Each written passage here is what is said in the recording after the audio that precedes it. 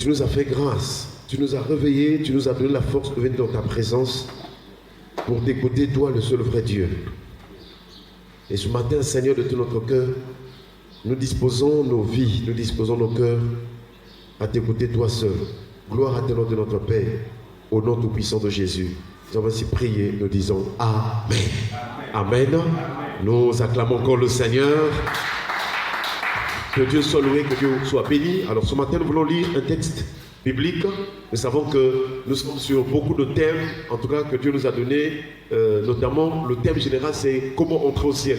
Mais après aussi Dieu nous a donné beaucoup de sous-thèmes sur la persévérance de la prière, en tout cas, et aussi nous avons vu l'homme pieux, beaucoup de choses, parce que Dieu est illimité, il est le Tout-Puissant et c'est lui qui nous révèle sa sagesse. Et là, dans les Épîtres, il est dit que la sagesse de Dieu est infiniment variée. Alléluia. Amen. Ce matin, nous allons lire un texte biblique.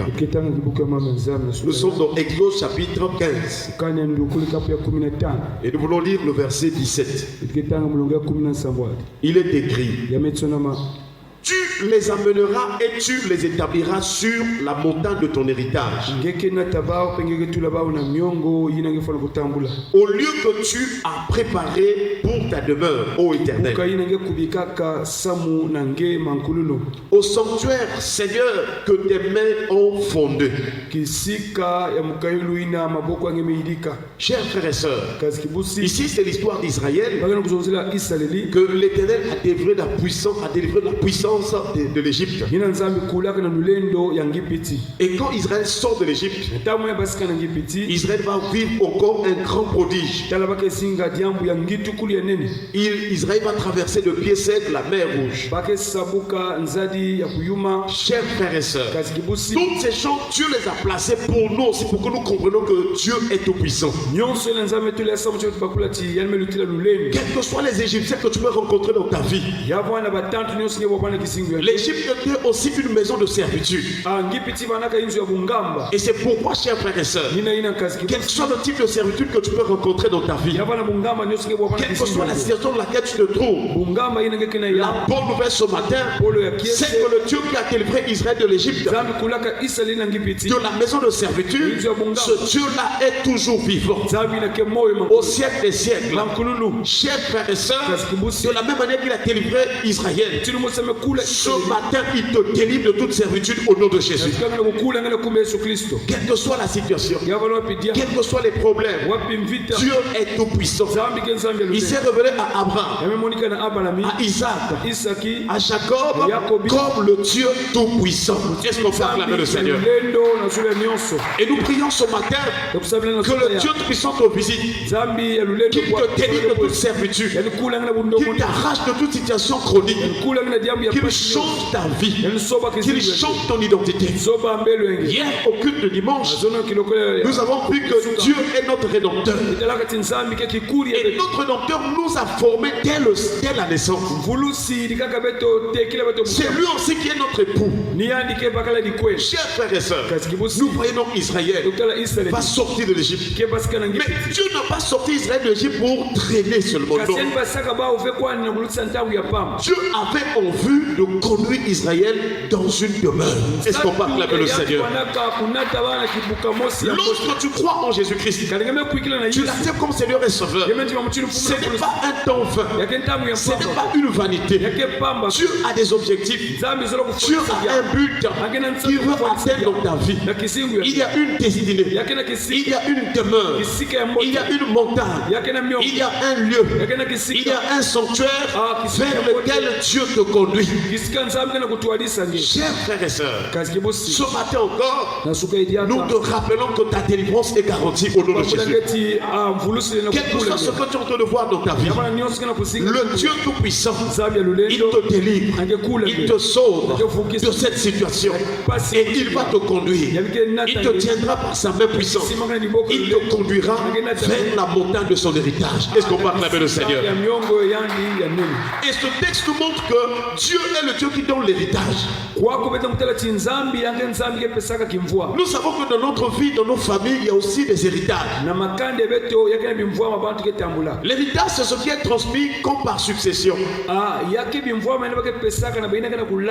L'héritage, c'est ce que les biens ou la propriété ou le patrimoine laissé par une personne décédée. Mais nous ne devons pas regarder l'héritage dans le sens des sommes seulement.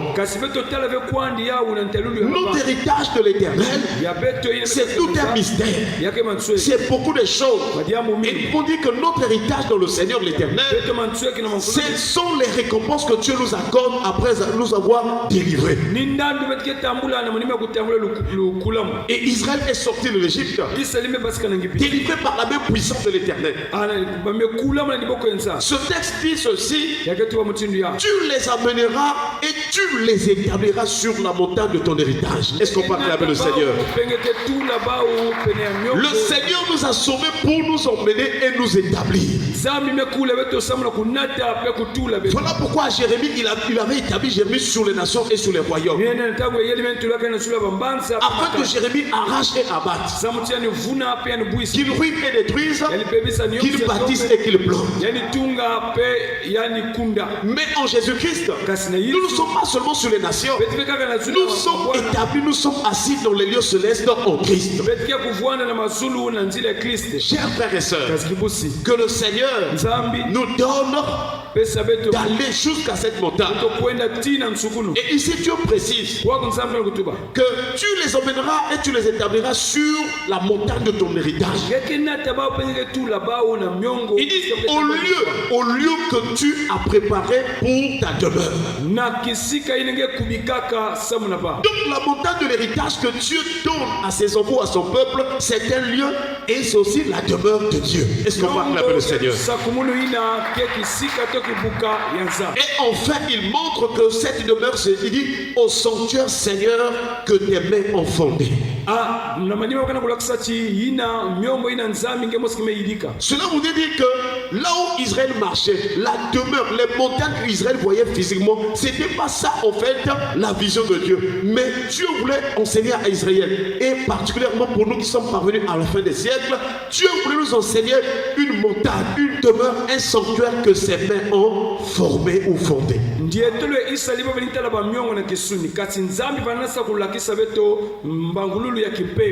Et nous voyons, c'est en Jésus-Christ, chers frères et sœurs, que nous allons avoir la maison de Dieu. Parce que Jésus-Christ est venu, il est mort et ressuscité. Mais avant qu'il ne meure, un jour il est rentré au temple de Jérusalem. Il va dire à tous ceux qui étaient là, il dit détruisez ce temple, détruisez ces lieux, détruisez cette demeure, détruisez ce sanctuaire, et je le rebâtirai en 3 jours. Est-ce qu'on va acclamer le Seigneur? C'est là où nous comprenons qu'en fait le temple, les montagnes, tout ce qu'Israël voyait physiquement, c'était pas ça réellement que Dieu voulait leur accorder. Il voulait leur accorder la vie de son fils Jésus. Voilà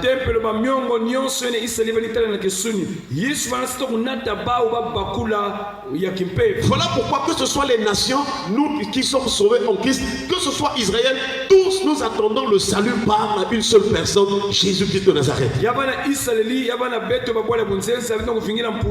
Et le but du salut en Jésus-Christ, c'est de nous donner d'entrer dans la maison de Dieu. Voilà encore l'un des signes ou des caractéristiques de l'héritage. L'héritage que Dieu réserve aux saints. L'héritage que Dieu réserve aux rachetés. C'est la maison de Dieu. C'est la demeure de Dieu. Voilà pourquoi tous les jours, lorsque nous obéissons à la parole, lorsque nous pratiquons ce que Dieu nous commande, nous sommes en train de préparer, nous sommes en train de construire, nous sommes en train de vivre dans la maison de Dieu. Le salut en Jésus nous donne d'entrer dans la maison, de devenir des concitoyens des saints. Et c'est ce que Paul dit aux Éphésiens,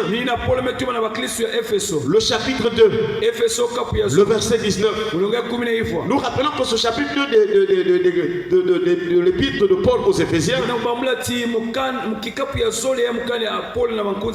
c'est là où Paul parle du salut par grâce. Et il montre aussi que nous avons été créés en Jésus-Christ pour des bonnes œuvres. Au verset 19, il dit ceci. Ainsi donc, vous n'êtes plus des étrangers, ni des gens du dehors, mais vous êtes concitoyens des saints, gens de la maison de Dieu. Est-ce qu'on peut acclamer le Seigneur? Donc, chers frères et sœurs, nous voyons que Dieu nous a sauvés du monde de l'Égypte pour nous faire entrer dans sa maison. Tu es heureux, mon frère, ma sœur, parce qu'aujourd'hui tu es dans l'église. L'église corps de Christ, et c'est la maison de Dieu. Je vous assure, chers frères et sœurs, c'est merveilleux d'être dans sa maison. C'est merveilleux d'être concitoyen des saints. Nous pouvons tout perdre dans ce monde. Nous pouvons vraiment manquer des choses dans ce monde. Mais si nous sommes dans la maison de Dieu, nous sommes heureux. Et c'est pourquoi le psalmiste rappelle, il dit heureux ceux qui habitent sa maison. Est-ce qu'on peut acclamer le Seigneur? En tout cas, le bonheur de notre vie, c'est d'être dans la maison de Dieu.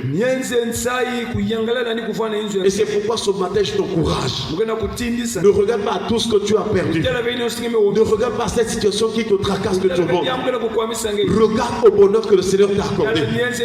Car dans la maison de Dieu, tu ne manqueras de rien. Alors pourquoi cela?